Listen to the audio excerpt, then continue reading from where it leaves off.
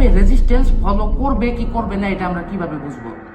অবশ্যই আমাদের একটা কনফার্মেশনের দরকার হবে। কনফার্মেশন বিষয়টা হচ্ছে এইটাই, আমাদের যখন একটা রেজিস্ট্যান্স লেভেলে মার্কেট যাবে, সাপোজ এই যে ক্যান্ডেলটা ধরেন, এখানে আমাদের রেজিস্ট্যান্স লেভেল, এখানে আমাদের মার্কেট গেছে, ঠিক আছে? রেজিস্ট্যান্স লেভেল থেকে মার্কেট কই আসে? মার্কেট ডাউনে আসে। তো মার্কেট আমাদের রেজিস্ট্যান্স লেভেলে গেছে, অ্যান্ড এখানে যদি আমাদের একটা গ্রিন ক্যান্ডেল ক্রিয়েট করে, তাইলে কি হইলো?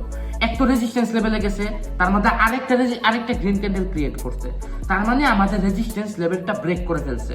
তার মানে এখানে কোনো সেন্স বসে না যে আমরা ডাউনে ট্রেড করব, ঠিক আছে? এটা আরো উল্টা হয়ে গেল, মানে রেজিস্ট্যান্স ব্রেক করে ফেললো। ফর এক্সাম্পল, আপনি ধরেন যে এখানে একটা রেড ক্যান্ডেল দিছে, যদি এখন দিতেছে আর কি, তো রেজিস্ট্যান্স লেভেলে এসে একটা রেড ক্যান্ডেল দিছে, দ্যাটস মিন আমরা কি বুঝতেছি?